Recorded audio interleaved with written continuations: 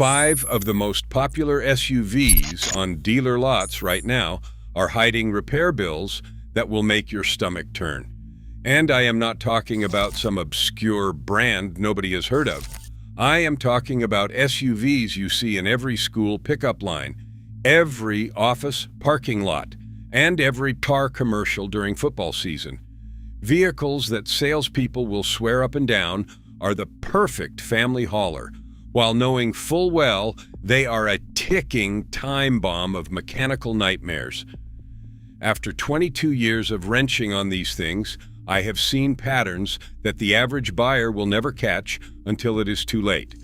I have watched customers drive in with vehicles that are barely 3 years old, needing repairs that cost more than some people's down payment.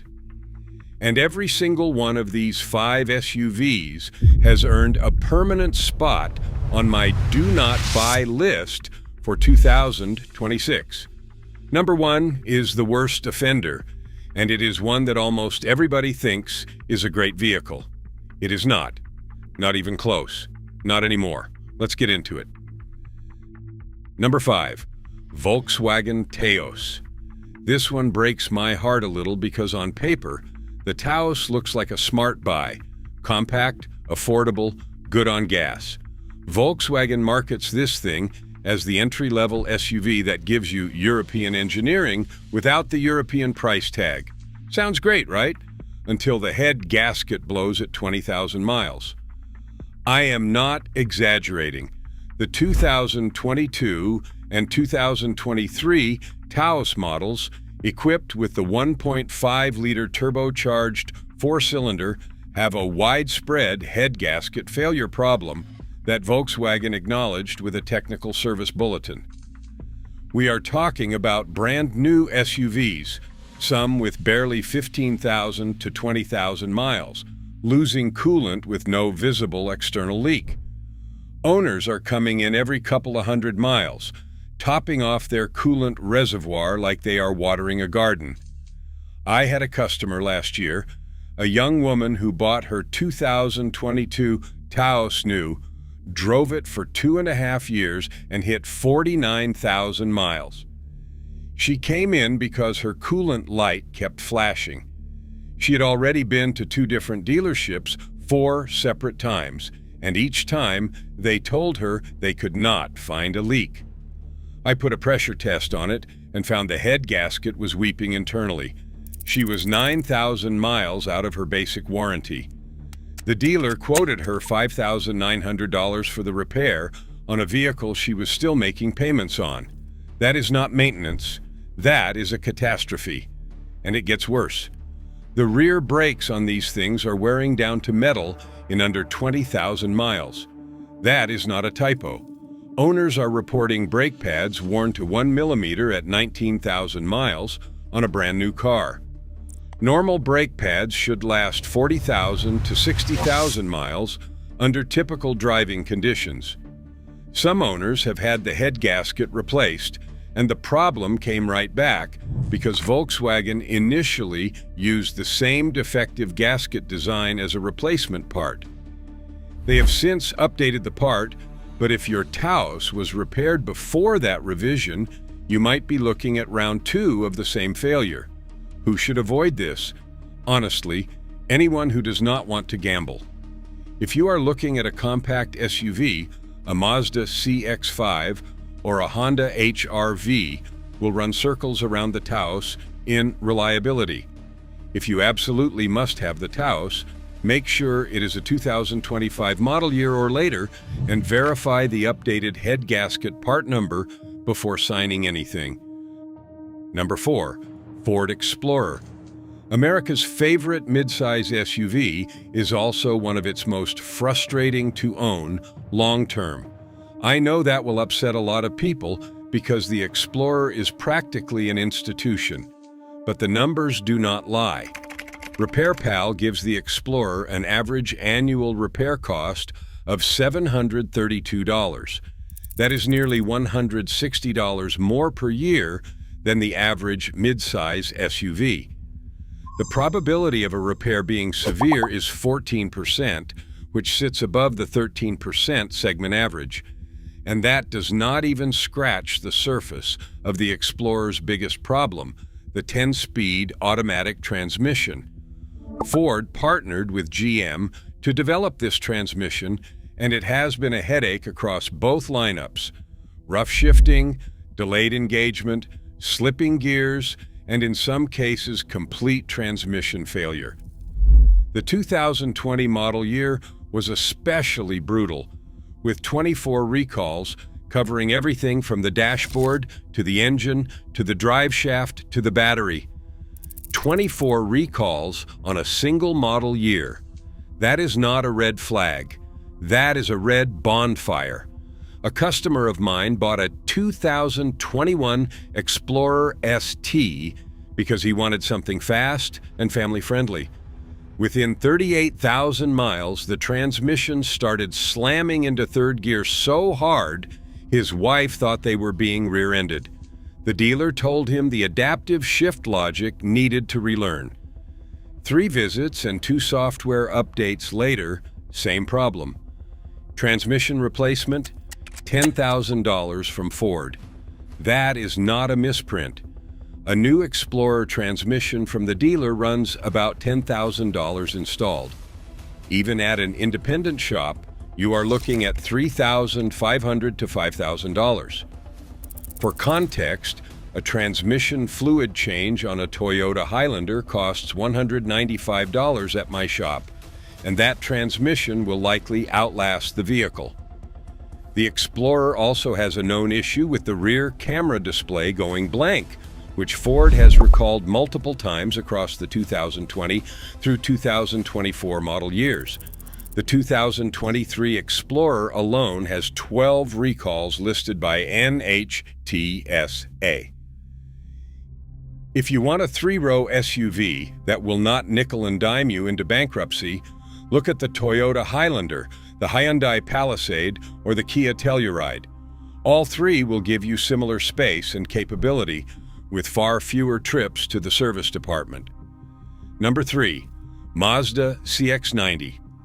This one genuinely hurts to put on the list because I love Mazda.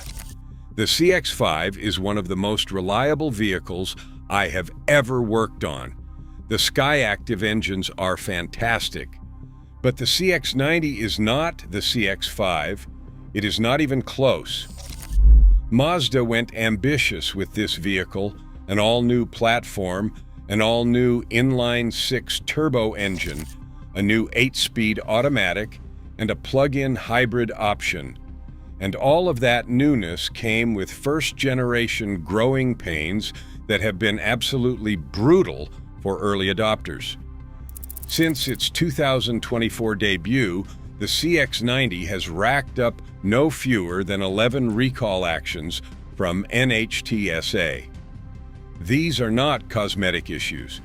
We are talking about loss of power while driving, engines that refuse to restart after the auto stop-start feature engages, malfunctioning defrosters, faulty fuel gauges that cause vehicles to unexpectedly run out of gas and stall, and on plug-in hybrid models, high-voltage battery cooling system failures.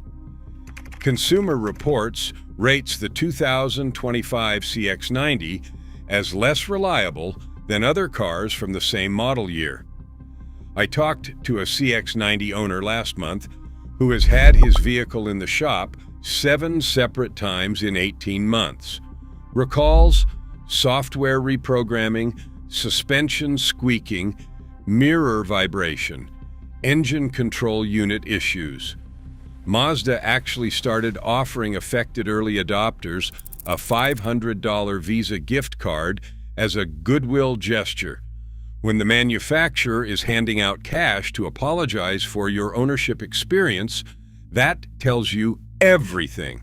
One owner on the CX-90 forums reported having his plug-in hybrid in the shop for nearly 2 months, waiting on a hybrid battery replacement. 2 months without the vehicle you are making $800 a month payments on. The depreciation is also staggering. Early forecasts suggest the CX-90 could lose 53% of its value in 5 years. Buy one new for $55,000, and in 2031, it is worth about $24,000. That is over $30,000 gone, and that does not include whatever you spent on repairs along the way. If you want a three-row SUV with some premium feel, wait for the CX-90 to mature. Give it until the 2027 or 2028 model year, when Mazda has had time to sort out these first-generation issues. In the meantime, the Hyundai Palisade and the Kia Telluride offer similar space, comparable features, and significantly better reliability track records. Number 2. Jeep Grand Cherokee. The Grand Cherokee is one of those vehicles that sells on reputation and nostalgia. People grew up watching their parents drive Grand Cherokees. The name carries weight, but the current fifth-generation model, which launched in 2022, has been one of the least reliable mid-size SUVs you can buy. Consumer Reports gave it a reliability score of around 22 out of 100 in recent surveys. To put that in perspective, Toyota's average is in the 70s. The biggest money pit on the Grand Cherokee is the transmission. Historically, it has been the model's Achilles heel. Owners report slipping gears, rough shifting, and in severe cases, complete failure.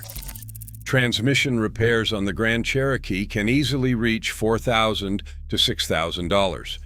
And if you opted for the Quadra-Lift Air suspension, which is one of the Grand Cherokee's biggest selling points, congratulations, because when those air springs start leaking or the compressor fails, you are looking at $2,000 to $4,000 for that repair alone.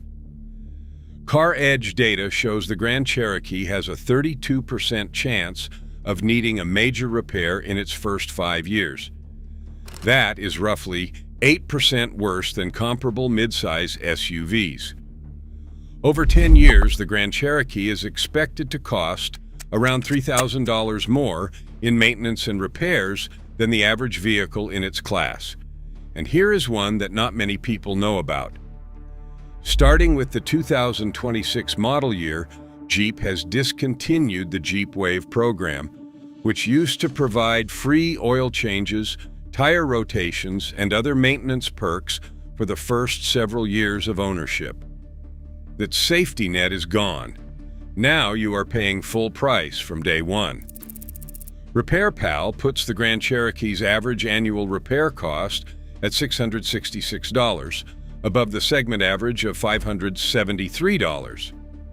The electrical system is another common complaint, with owners reporting infotainment freezes, driver assistance malfunctions, and dashboard warning lights that illuminate like a Christmas tree for no apparent reason.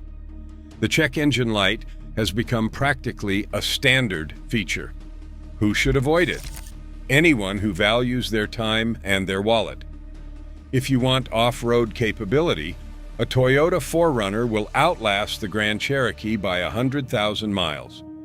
If you want a comfortable midsize SUV, the Hyundai Santa Fe just earned a perfect 100% reliability rating from What Car's latest survey.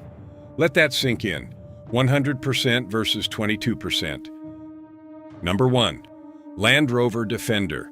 Number 1 is the SUV that every person in my shop warns their friends about. It is gorgeous. It is capable.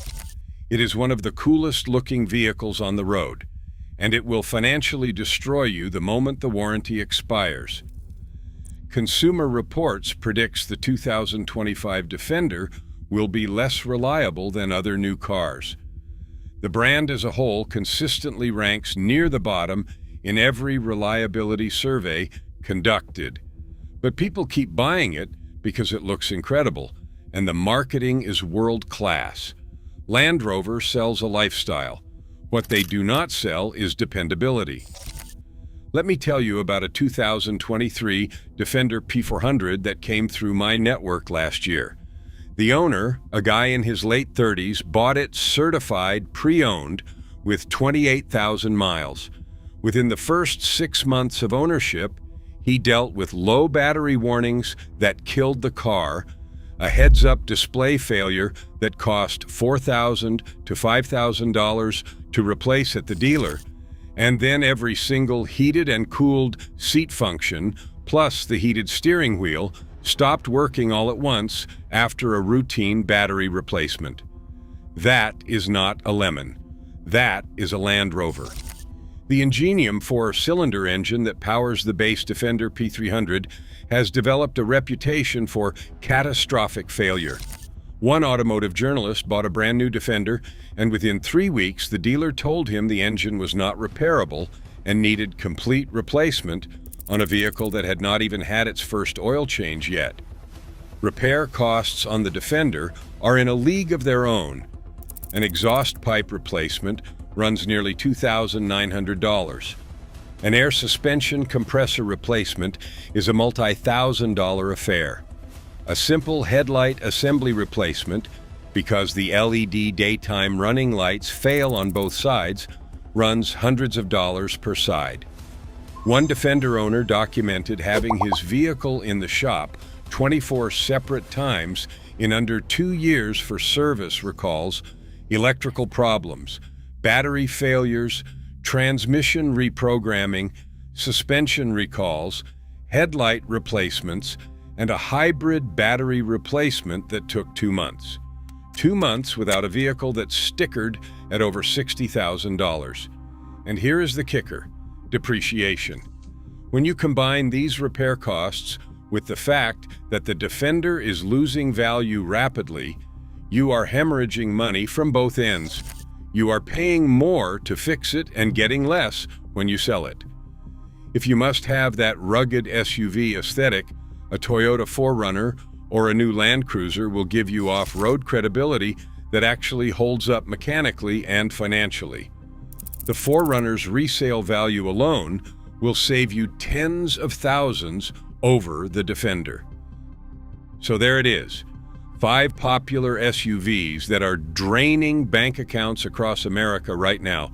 The Volkswagen Taos, with its head gaskets that blow before the new car smell fades. The Ford Explorer and its nightmare 10-speed transmission. The Mazda CX-90 that has spent more time in dealership service bays than in owners' driveways.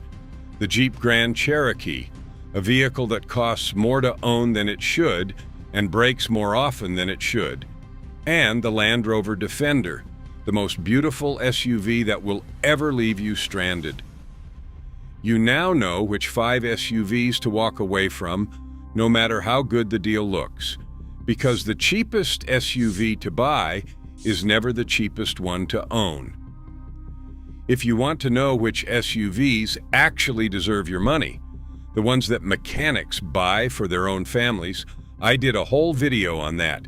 It is right here. Like, if this saved you from making a $40,000 mistake. Subscribe for more straight talk that dealerships do not want you to hear. Drive safe, take care of your car, and it will take care of you. Take it or leave it. I will see you in the next one.